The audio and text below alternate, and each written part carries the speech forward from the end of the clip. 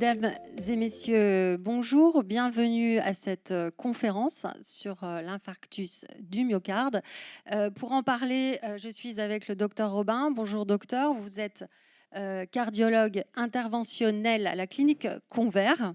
Alors, la pathologie cardiovasculaire, c'est la deuxième cause de mortalité dans notre pays. Vous avez mis en place la prise en charge des infarctus dans l'Ain. Ouais, c'est ça, je vais essayer de vous expliquer un peu l'histoire de cette aventure. Eh bien, nous vous écoutons. Ok. Écoutez, mesdames et messieurs, bonjour et merci de l'organisation de l'invitation pour évoquer donc, le sujet de l'infarctus du myocarde dans l'Ain, qui a occupé de nombreuses journées et nuits ces dernières années en ce qui me concerne. Donc, le cœur qui nous intéresse dans ce topo, c'est l'organe cœur.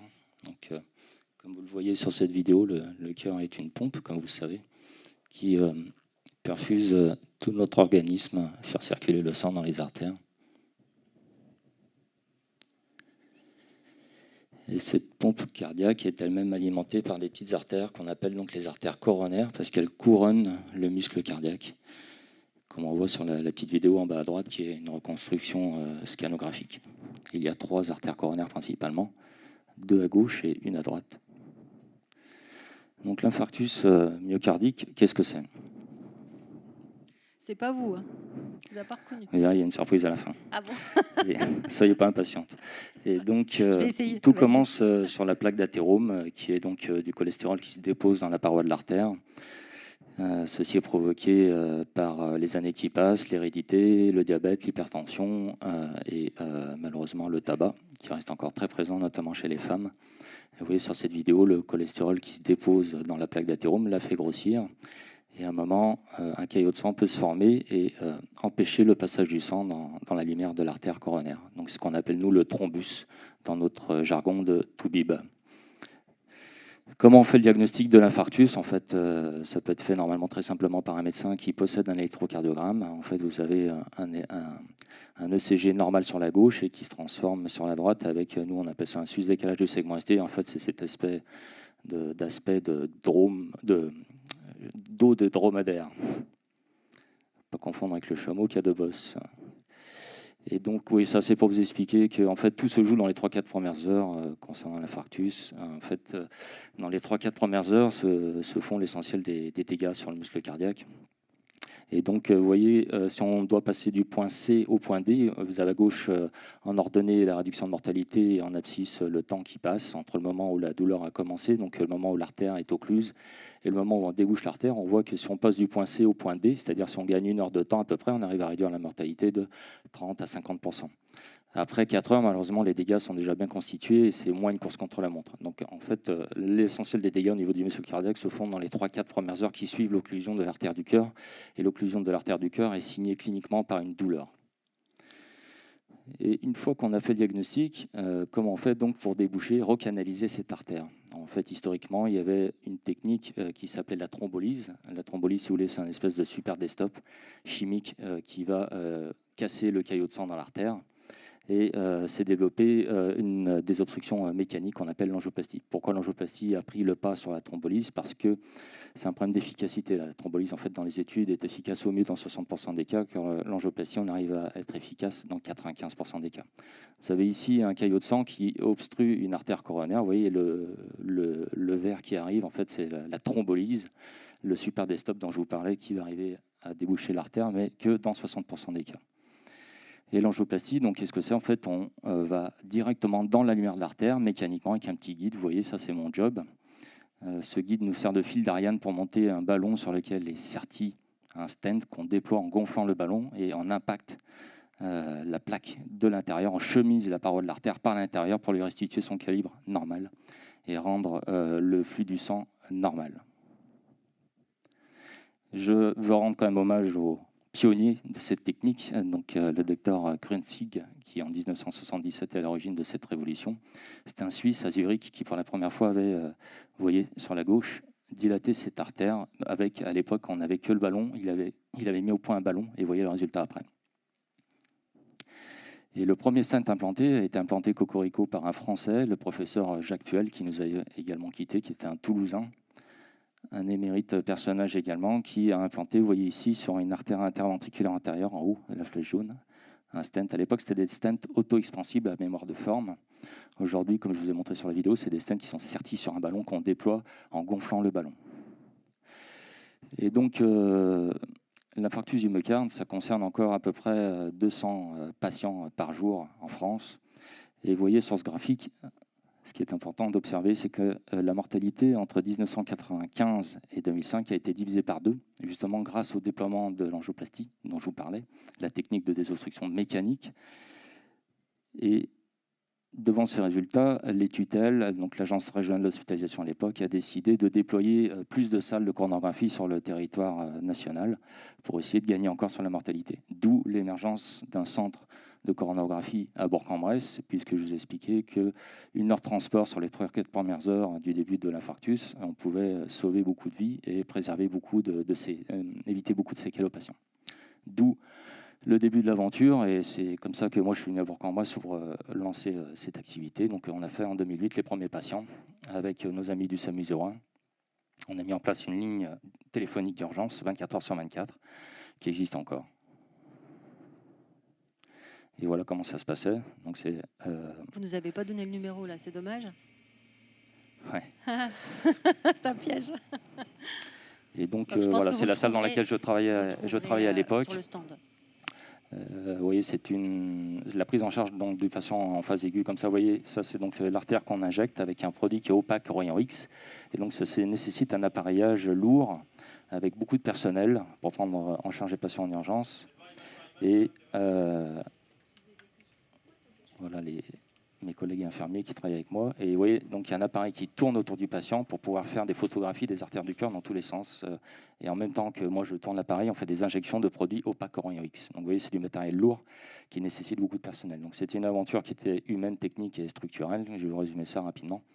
Donc d'abord humaine, parce qu'il a fallu faire venir des cardiologues à Bourg-en-Bresse. Je vous ai fait ici un peu une chronologie de l'arrivée des différents cardiologues qui ont rejoint Christophe Robin sur ce projet sur les 10 dernières années. Oui, le docteur Salah est le dernier à arriver. Ici, il vient du Kurdistan irakien, il est venu à pied, pour la petite histoire. Il a repassé tous ses diplômes de cardiologie en France. Quelqu'un d'extrêmement brillant. Et donc nous sommes organisés autour de la maison du curé des Vaisseaux avec 3 plombiers. Donc le docteur Maillot, le docteur Nourri et le docteur Robin. Dessous, vous avez 3 électriciens, le docteur Picaras, le docteur Tanazak et le docteur Examam, qui ont également mis en place une astreinte de rythmologie 24 heures sur 24 depuis 10 ans. Donc si un patient qui a besoin d'un pacemaker, par exemple le week-end, c'est possible de le faire, il n'y a aucun problème.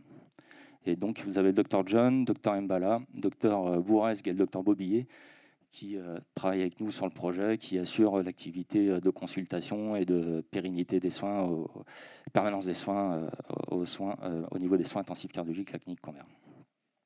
24 heures sur 24. Donc. 24 heures sur 24, bien sûr, 7-7. Et donc les aspects techniques, vous l'avez vu, sont importants pour cette technique de désobstruction mécanique. Et donc on a tout un tas de petits jouets pour rendre service au mieux aux patients. Donc comme je vous expliquais, il y a une thrombose, donc un caillot de sang qui occlue l'artère. Donc on a des systèmes pour aspirer le caillot de sang. On arrive à aspirer toutes sortes de caillots de sang, vous voyez. On a une belle collection. Mais il ne faut pas non plus être trop fanatique de la technique. Voilà ce que je vais vous montrer ici. C'est que parfois, il faut savoir ne pas aspirer le caillot de sang. Que vous voyez ici, en fait, c'est l'espèce de petite tache blanche là, vous voyez, qui est appendue juste en dessous du rétrécissement. Vous avez une petite tache blanche, en fait, c'est un caillot de sang. Et ça, le risque, par exemple, si vous allez vouloir aspirer systématiquement ce caillot, vous risquez de détacher et qu'il aille emboliser la distalité de l'artère. Donc là, le sang dans l'artère est préservé, le sang circule normalement, il n'y a pas de ralentissement circulatoire. Donc on a laissé, vous voyez, c'était le 7 août 2012, en haut à droite. Donc on a laissé le patient 3 jours sous anticoagulant, laisser un petit peu le temps à l'artère de se nettoyer. Vous voyez, si l'artère est bien nettoyée, il n'y a plus de caillot de sang maintenant. Donc ici, on peut réaliser l'angioplastie en toute sécurité. Donc vous voyez, une fois le rétrécissement réparé, l'artère a repris un calibre normal, avant, après, comme chez le coiffeur. Et donc parfois, quand on débouche les artères du cœur, comme ici, vous voyez, on a débouché l'artère coronaire droite, on tombe aussi sur des occlusions chroniques. Vous voyez, en fait, la coronaire droite de ce patient réinjecte la coronaire gauche, mais à contre-courant. En fait, ce patient, il avait présenté un infarctus là, mais en fait, on a la surprise de découvrir qu'il a également une occlusion chronique ancienne. C'est des artères qui peuvent être occluses des fois depuis plusieurs années.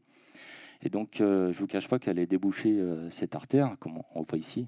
C'est un challenge pour l'angioplasticien parce que c'est occlu, c'est comme un tunnel éboulé, si vous voulez, depuis des années. Donc, il faut prendre du matériel dédié avec des guides très résistants pour être efficace. Et si on y arrive, ce qui est le cas bien sûr sur cette vidéo, sinon je ne la montrerai pas. J'allais vous poser la question. Excellent résultat.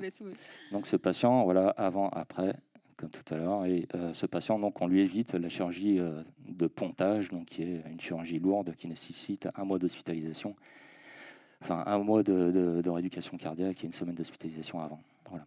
On tombe parfois, les sténoses, en fait, sténose dans le jargon de Toubib, c'est synonyme de rétrécissement. La sténose, donc le rétrécissement des artères coronaires, en fait, quand elle est très ancienne, l'athérome se calcifie. Donc, on a besoin d'outils aussi pour faire face à cette situation. Voilà, ici, je gonfle un ballon, mais vous voyez, ce ballon, il fait le nœud papillon, en fait. Au niveau de sa partie centrale, vous voyez, le ballon n'est pas expandu, donc on sort une fraise. C'est la tête que vous voyez à droite. En fait, c'est une fraise qui tourne à 180 000 tours minute, qui est branchée sur un appareil où on a de l'air comprimé qui, je peux commander moi manuellement avec le pied ici. Et ici, on a un indicateur du nombre de tours minute. Et donc là, vous me voyez à l'œuvre. Le son passe mal, je crois. Vous voyez, donc en fait, là, je suis en train de poncer l'artère. Et j'ai une Claudine, une de mes infirmières historiques, qui surveille le nombre de tours minutes sur le moteur, parce qu'il ne faut pas bloquer la fraise, bien sûr, dans l'artère, sinon c'est un peu compliqué. Et donc, vous voyez ici la fraise, on surveille son passage dans l'artère. Une fois qu'on a pu fraiser efficacement, le ballon, vous voyez, cette fois-ci est déployé sur toute sa longueur, et on peut déployer le stent avec un résultat angiographique parfait. Il faut bien sûr pouvoir traiter les lésions de bifurcation. Vous voyez ici 2 artères qui sont rétrécies avec une lésion qui prend la bifurcation. Donc bon, ça c'est, on sait faire, on ne sait pas faire, mais c'est pas si compliqué quand on a été formé et qu'on a le matériel. Mais bon, il faut avoir le matériel. Vous voyez ici, avant, après, voilà. Et donc tous ces examens, dans la mesure du possible, en tout cas depuis que moi j'ai mis en place le centre, on essaie de le faire par voie radiale. En fait, ce qu'on sait maintenant depuis plus de 10 ans, c'est que, enfin, vous avez peut-être des amis ou des connaissances qui ont eu ce type d'intervention par voie fémorale historiquement, mais la voie fémorale est exposée à beaucoup plus de complications hémorragiques, surtout que c'est des patients chez lesquels on met beaucoup de médicaments fluidifiants. Donc l'hémostase, c'est-à-dire le contrôle du saignement, est souvent un peu difficile. Et par voie radiale, on n'a pas du tout ce problème. Vous voyez, ici, c'est un petit bracelet qui comprime l'artère radiale. Le point de ponction, on le devine derrière. Et donc, pour l'infirmière, il y a une surveillance qui est très facile. Et simplement, 4 heures de compression suffit pour que le patient ne saigne pas. On a développé depuis 2-3 ans maintenant une voie plus distale encore sur l'artère. On pique sur le dos de la main, vous voyez. Et ici, la compression, au lieu de se faire pendant 4 heures, se fait que pendant 2 heures. Vous voyez, le petit système, en fait, est sous le point de compression, voilà, et on retient le système. Et vous voyez, quand on a tout retiré, il n'y a pas d'hématome, c'est parfait. On a ici, on a également des possibilités de mesurer la pression dans les artères du cœur avec un petit guide, en fait, qui est le même type de guide que celui qu'on utilise pour faire les angioplasties.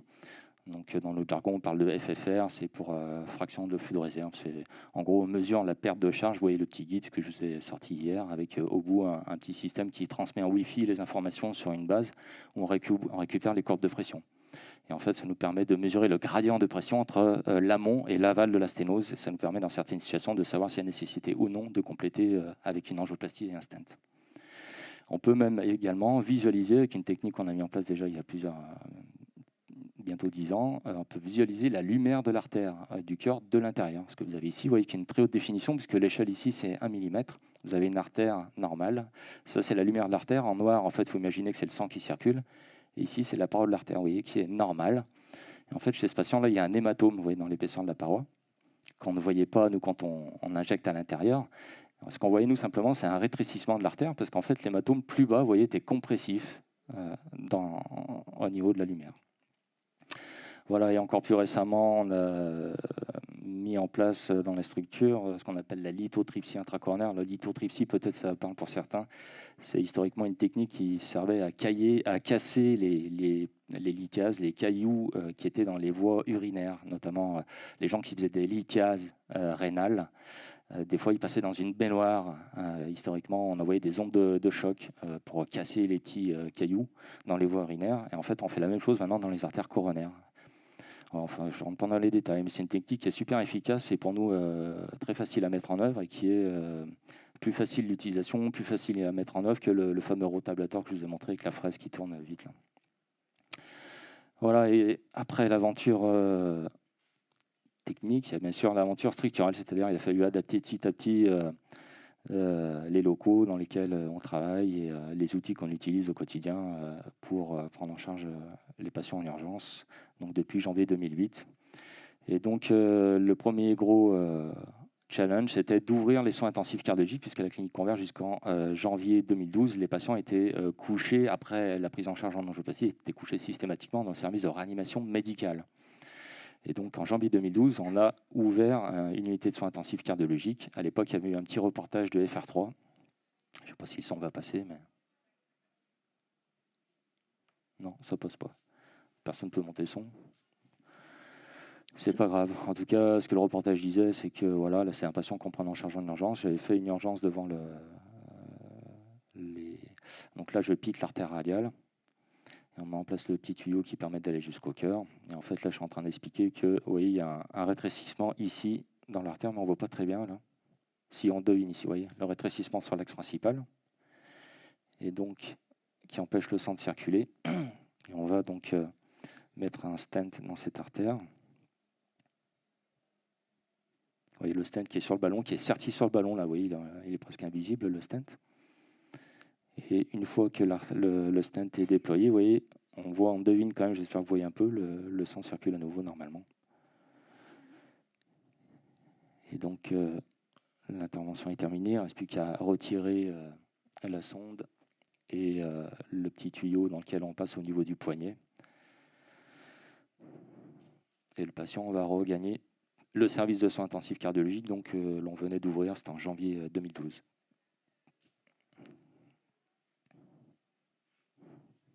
Donc là, c'est anesthésie générale. Locale.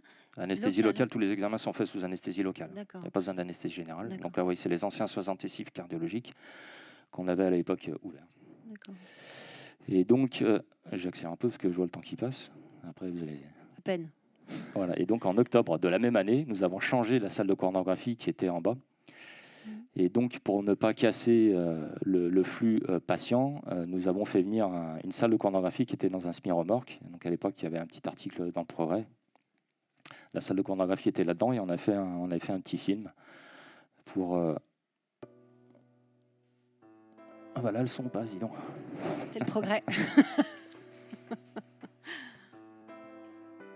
Donc voilà, le SAMU qui arrivait. Le patient est pris en charge directement dans le camion.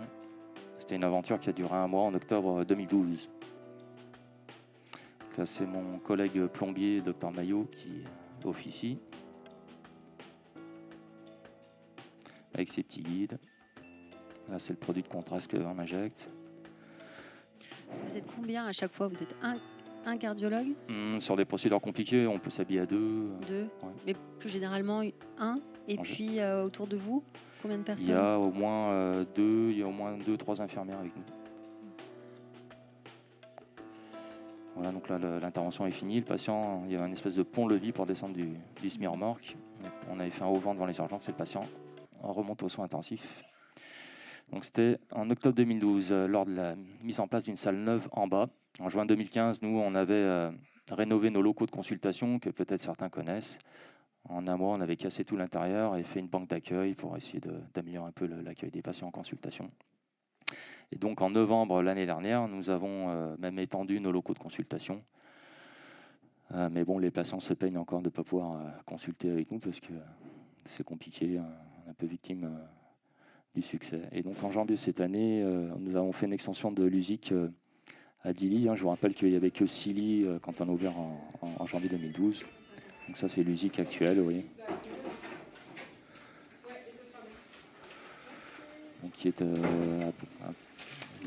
sur le même site. On a étendu, on a fait des chambres sur la longueur. Vous voulez bien rappeler ce que ça veut dire USIC? Unité de soins intensifs cardiologiques. Ouais. Unité de soins intensifs cardiologiques. Et voilà. la cerise sur le gâteau, c'est le mois de juin de cette année où nous avons 2 salles de coronographie qui ont été ouvertes, dont une salle qui est dite hybride, qui permet, outre l'activité de coronographie, de faire l'activité de vasculaire avec notre collègue chirurgien vasculaire avec qui on fait certaines interventions à 4 mains, et l'activité de rythmologie pour les explorations électrophysiologiques. Ouais, mais alors, vous pouvez nous expliquer un petit peu là, Je vous dirai peut-être après, je vais finir le topo. Donc ça, c'est sur la le salle de stand. coronographie, vous voyez, qui est au moment de l'installation. Ça, c'est la salle de surveillance entre les 2 blocs, la salle hybride. Et ça, c'est tous les petits fils qui connectent le bazar, mais je vous assure, ça marche, comme on voit ici. Voilà, donc ça, c'est la salle de coronographie. Ça, c'était mon collègue docteur Nouri, qui est en train d'officier. La salle de surveillance avec nos infirmières. Et là, la deuxième salle, le docteur Maillot, qui était en train de faire de la plomberie aussi. Donc ça, c'est la salle hybride, qui est un petit peu plus grande, plus spacieuse, parce que les interventions vasculaires, des fois, nécessitent plus de matériel. Voilà. Et donc, quoi qu'il en soit, l'activité d'urgence continue. Comme ici, je vous montre un électrocardiogramme. Je vous dis un patient qui a mal. Donc la douleur, c'est une douleur thoracique constrictive classiquement, irradiation dans le bras gauche, irradiation dans la mâchoire inférieure. Parfois, ça peut être même une douleur abdominale isolée chez certains patients, mais quoi qu'il en soit, si on fait un électrocardiogramme, comme vous voyez ici, en zoomant, on voit le fameux sus-décalage dont je vous ai parlé, l'aspect en dos de dromadaire. Et donc ce patient, excusez-moi, je vais un peu vite. Ce patient, c'était une coronaire droite. Vous voyez ici, il y a la petite sonde qui arrive au niveau de l'artère du cœur. Et quand on injecte, il y a un stop complet. L'artère est occluse à 100%. Donc un patient qu'on a fait récemment, vous voyez, la qualité de l'image est super avec les nouvelles salles Canon qu'on a mis en place. Et vous voyez, mon collègue là, a passé le guide dans l'artère du cœur. Et vous voyez la distalité du guide qui est radio-opaque. Donc il a passé le guide et le sang, simplement au passage du guide, le sang circule à nouveau. Par contre, on voit ici la lésion, vous voyez le rétrécissement, la plaque d'athérome qui était occlusive. Et donc là, il y a le déploiement du stent sur le guide.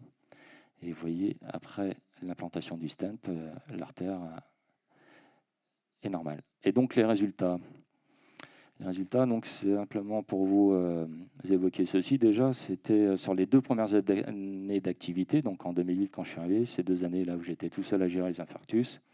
Il y a des statistiques qui ont été faites à l'époque par un réseau qui existe toujours. Il y a Nicolas qui est là, Nicolas Hidou, l'attaché de recherche clinique, qui travaille pour ce réseau, qui est un réseau régional, qui collige en fait toutes les données des infarctus dans le périmètre. Vous voyez, ça va de Valence jusqu'à Bourg-en-Bresse, et il y a 3 secteurs, secteur sud Valence, secteur centre, c'est tous les centres lyonnais, et secteur nord, il y a Bourg-en-Bresse isolé. Et en fait, ces statistiques à l'époque montraient, donc sur la zone nord qui nous concerne, qu'on avait un temps arrivée-ponction, c'est-à-dire le moment qui sépare l'arrivée du patient en salle et le moment où on lui ponctionne l'artère radiale pour aller voir ce qui se passe, qui était un des plus courts, qu'on faisait quasiment 100% de nos patients par voie radiale et qu'on avait une mortalité à 2%, elle était plus élevée ailleurs. On avait déjà à l'époque la mortalité la plus faible de la région. Je vous ai sorti l'activité depuis quelques années. Vous voyez, l'activité d'infarctus aigu est à peu près stable, en légère augmentation, mais on voit qu'à l'épisode Covid, forcément, on a un effondrement. Que les urgences relatives correspondent aux personnes âgées qu'on prend de plus en plus en charge, oui, comme augmente. Et surtout, on peut noter que le nombre d'infarctus avec arrêt cardiaque a battu tous les records en 2020, année de la pandémie, du fait du retard de prise en charge. En fait, depuis 2016, la clinique est classée dans les 40 meilleurs centres nationaux, dans les classements qui sont régulièrement pondus. Et dans une revue qui a été pondue la semaine dernière, le dernier classement, donc la clinique se retrouve en première position de la région Rhône-Alpes-Auvergne et 9e sur le plan national pour plus de 300 cliniques en France qui prennent en charge les infarctus. Et c'est pas si mal pour une petite ville comme Bourg-en-Bresse, qui est la 178e ville de France. Voilà la surprise. Je vous remercie de votre attention. Merci à vous. Merci pour cet exposé très pointu, c'est vrai, mais néanmoins très intéressant. Maintenant, on sait qu'on peut faire un infarctus et qu'on n'est pas en danger dans le secteur de Bourg-en-Bresse. C'est rassurant. Merci beaucoup.